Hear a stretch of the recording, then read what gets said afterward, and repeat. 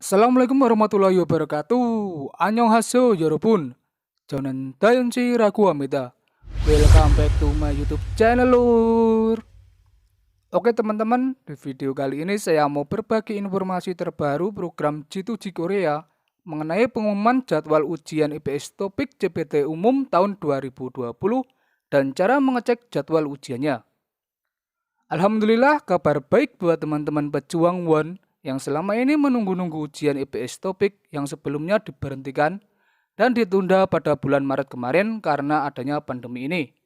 Akhirnya jadwal ujian IPS topik resmi diumumkan oleh web HRD Korea pada hari Kamis kemarin dan akan kembali dilaksanakan ujian IPS topik pada bulan Oktober tahun ini.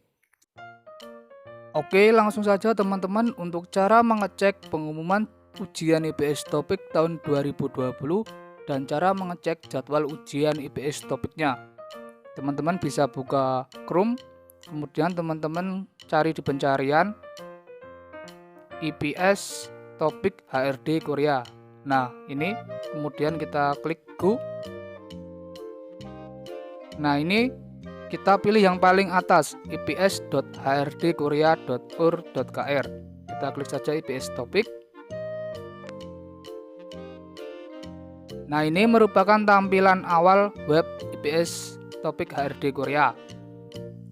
Di sini ada huruf Korea, Guyung Hogaje Hangugo Nengyok Sihom, artinya ujian kemampuan berbahasa Korea dengan sistem IPS atau sistem izin kerja. Nah, ini merupakan pengumuman ujiannya. Ada negara Indonesia, Thailand, Laos. Nah, kita klik saja yang Indonesia di bagian detail view. Kita klik saja.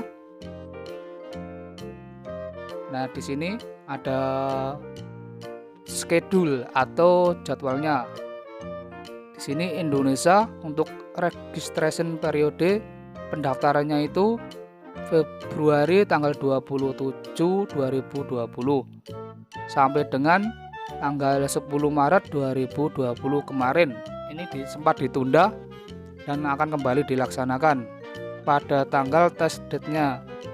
Tanggal ujiannya 22 Oktober 2020 sampai dengan 24 November 2020. Tipenya CBT, kemudian examkin general artinya umum.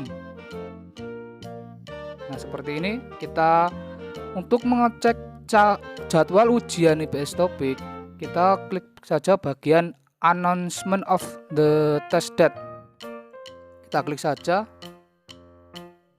Nah, di sini ada berbagai negara, Uzbekistan, Indonesia, Kamboja, Myanmar, Bangladesh, dan yang lainnya. Kemudian teman-teman klik saja yang Indonesia. Saya klik yang di sini. Nah, ini keterangan seperti tadi lagi. Tipe CBT negara Indonesia. Periode ujiannya 22 Oktober 2020 sampai dengan 24 November 2020. Nah, untuk teman-teman mengecek jadwal ujiannya, teman-teman tinggal memasukkan nomor kartu ujian pada receipt nomor. Kita klik di sini, kemudian masukkan nomor ujiannya. Kemudian kita klik pencarian, klik saja.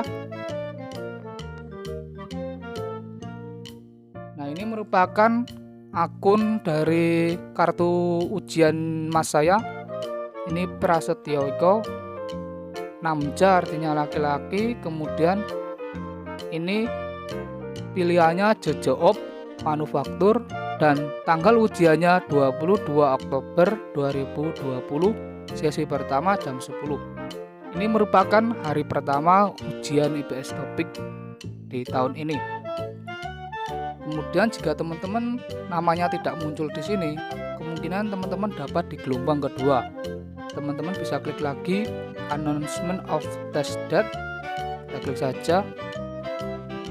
Nah, teman-teman pilih pada halaman keempat. Di sini pilih yang bagian Indonesia di antara dua ini, kemudian masukkan nomor kartu peserta ujian seperti tadi. Nah, itulah teman-teman cara mengecek jadwal ujian IPS topik tahun 2020. Oke teman-teman, ada beberapa informasi yang saya mau share ke teman-teman dan perlu teman-teman ketahui berdasarkan pengumuman resmi dari Indonesia IPS Center HRD Korea, dan akan saya sampaikan poin-poin pentingnya. Yang pertama, ujian IPS topik CPT umum tahun 2020 dibagi menjadi 2 gelombang. Yang kedua, untuk ujian gelombang pertama akan dilaksanakan pada tanggal 22 Oktober tahun 2020 sampai dengan 24 November 2020. Dan untuk pengumuman kelulusannya pada tanggal 8 Desember 2020.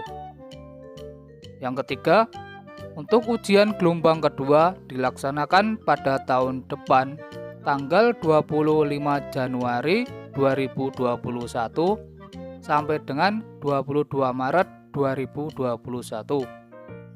Dan untuk pengumuman kelulusan ujiannya pada tanggal 5 April 2021. Yang keempat, untuk ujian bahasa Korea tahun ini ujian CBT kemudian dilanjutkan ujian skill test, tetapi untuk skill testnya disederhanakan menjadi pengukuran tinggi badan, berat badan, dan tes buta warna saja. Yang kelima, bagi peserta ujian IPS topik yang mendapat nilai 135 ke atas akan lanjut ke tes berikutnya, yaitu pengukuran tinggi badan, berat badan, dan tes buta warna. Yang keenam, jika gagal di tes buta warna maka akan langsung dinyatakan gagal ujian. Yang ketujuh, untuk nilai kelulusan terakhir ditentukan berdasarkan nilai tertinggi dari perolehan nilai ujian kemampuan bahasa Korea atau ujian IPS topiknya, dan akan dengan sistem ranking. Jadi kemungkinan besar juga untuk nilai standar kelulusan tahun ini juga lumayan tinggi.